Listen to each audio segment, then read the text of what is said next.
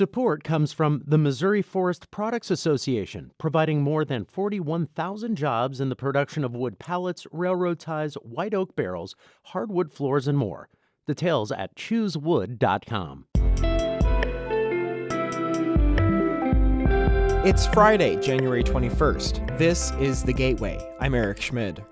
Coyotes have become fixtures in American life, from the biggest cities to the open range. As the number of coyotes increases, some hunting contests have sprung up as a way to remove potential threats to livestock, with limited results. They're going to survive, no matter what we do. They're going to be around forever. Reporter David Condos examines what it takes to call a coyote and what makes these canines so resilient. First, this news. Coronavirus numbers appear to be leveling off in the city of St. Louis. That's good news for overwhelmed hospitals and healthcare workers. But St. Louis Public Radio's Rachel Lippman reports the city's health director said on Thursday we aren't out of the woods yet. Dr. Mati Schloshwayo-Davis told the city's Joint Board of Health and Hospitals that after a month of sharp increases, the 7-day moving average of cases is beginning to go down. But she says the numbers should not give people a false sense of security. The peak of the Omicron wave, about 500 cases per day, is more than 3 times larger than last winter's peak. These are still incredibly high numbers compared to where we were last year. And of course, concerning because we have a lot more tools at our disposal, highest of which are vaccinations. Schloshwayo-Davis says the city will have its first pediatric vaccine clinic next weekend, and eligibility for its vaccine incentive program will soon be expanded to include second doses and booster shots. I'm Rachel Lippman, St. Louis Public Radio. Meanwhile, in Illinois, the recent COVID surge is causing trouble for some of the state's sheriffs. They're struggling as Illinois' Department of Corrections continues its pause on inmate intakes from county jails. Before the delay, Ogle County Sheriff Brian Van Vickle says inmates bound for state prisons were held for a week or less in his jail. Now, he says some have been there for several months. A little over 12% of my population is sentenced and should be in the Department of Corrections custody, and we continue to provide meals for them as well as medical services, and it's a cost to our taxpayers. Van Vickle is also the president of the Illinois Sheriff's Association. He says the state provided some money last year through COVID relief funds, but he adds it was inadequate. The DOC says it's pausing inmate intakes to keep jail populations down during the Omicron surge. A bipartisan commission has passed a new redistricting map that redraws Missouri's 163 seats in the House of Representatives. St. Louis Public Radio's Sarah Kellogg reports the announcement comes as the commission redrawing the state's Senate districts is unlikely to reach a consensus. The commission, consisting of 10 Democrats and 10 Republicans, voted unanimously on the map, drawing new districts for the Missouri House of Representatives.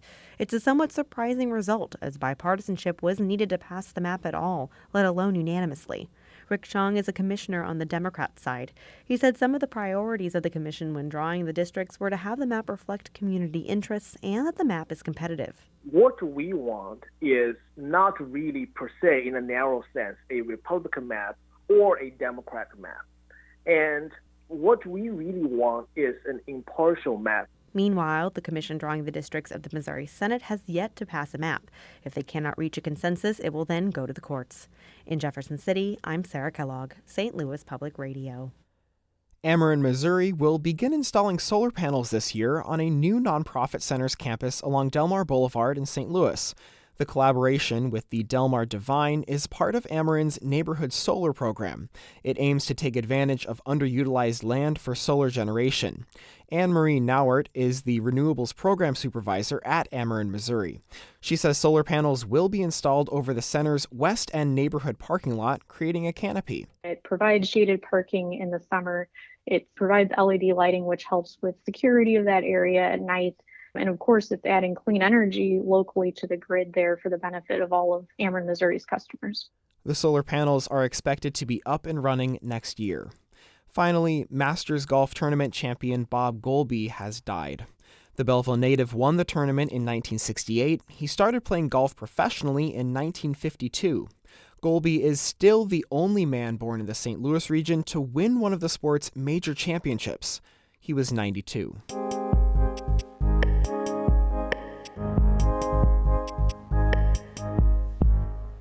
The number of coyotes in Kansas has nearly tripled since the 1980s. Around ranches, farms, and homes, they're largely unwelcome.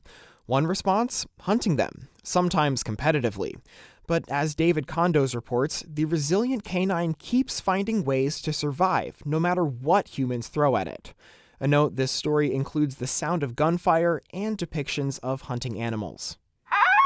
Brian Garrison is here, you just can't really see him. As the morning light creeps across this pasture, he sits motionless, covered in camo, reclining on a cushion next to a sagebrush. It's opening day of the Southwest Kansas Coyote Calling Contest in Kismet, and Garrison, his son, and a friend are competing with other teams to see who can call in and shoot the most coyotes, or coyotes as folks pronounce it around here. So with a shotgun in one hand and a remote in the other, he plays the role of DJ, spinning some of the coyote calling world's greatest hits. Here's a raccoon pup distress. Cottontail female coyote challenge. After about 15 minutes, there's a flash of gray 40 yards ahead. Garrison fires twice, but misses. The coyote disappears back into the brush. It's fun because it's hard. You don't turn on a call and every coyote in the country come running to you. Calling contests mark just the latest chapter in a centuries-long war between humans and coyotes, as both species expand their range across the continent. And the coyotes are winning. Intelligent, resilient, and extremely adaptable, coyotes have thrived even as many other American mammals have declined or disappeared since European settlement. Cutting down forests just gave them more habitat. Exterminating wolves removed their chief rival. Now, they're the most common large predator in the country. So coyote callers figure that for every one they bring in, that's one less potential threat to livestock out on the range. The next afternoon, teams line up coyote carcasses by the dozen on the grass behind City Hall. 53.2. They're counted, weighed, and remember, it's a competition. So to guard against cheating, kitchen thermometers measure if the bodies are still warm. Then they're checked for the right amount of rigor mortis.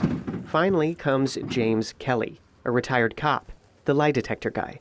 He's strapped thousands of hunters to his polygraph over the years, many who have tried to break contest rules. But he says his special recipe of detailed questions sniffs out the cheats. The way that we ask the questions are more along the lines of a criminal act than just a generic, we're just going to do polygraph for the heck of it. We're not doing polygraph for the heck of it. We're doing it for a specific goal to make sure that people aren't cheating. On this night, the winners pass the test. Altogether, the teams bring in a total of 83 coyotes. And that's just a drop in the bucket. Americans kill roughly 500,000 coyotes each year. But coyote populations, well, they just keep getting stronger. Here's Kansas State University wildlife specialist Drew Ricketts. People always talk about how if there's a nuclear war or whatever, there's going to be cockroaches and rats left, and I always throw coyotes into that. Coyotes have expanded their territory by 40% since the 1950s, from the Alaskan tundra to the Florida coast to downtown Chicago. And all the while, humans have been trying to kill them, infecting them with diseases, tossing poisoned baits from snowmobiles, shooting them down from helicopters. Coyote, coyote. But coyotes have shown an uncanny knack for survival. They can live anywhere, eat almost anything. And Ricketts says that when a bunch of coyotes are killed, the others just have bigger litters to make up for it. My little brother. The reasons that broad-scale population control of coyotes doesn't work all that well, those are also the reasons that make calling competitions sustainable. Meanwhile, coyote attacks continue to cost the Kansas cattle industry an estimated $4 million a year. A few years ago, they dragged off some of Bob Davies' calves at his ranch near Kismet. Yeah, it's right across the river over here. His response? Renaming that piece of land Coyote Pasture. After dealing with these wily canines for decades, he knows what he's up against. It's the coyotes' world now. We just live in it. They're going to survive, no matter what we do. They're going to be around forever. In Kismet, Kansas, I'm David Condos. Where will you run?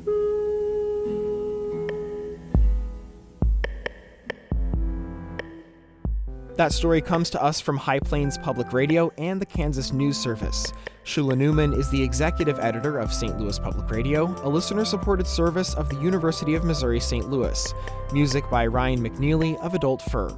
I'm Eric Schmid, and this has been The Gateway.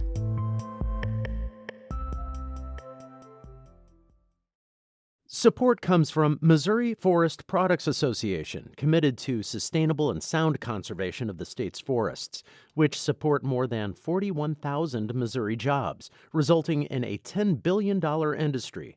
ChooseWood.com.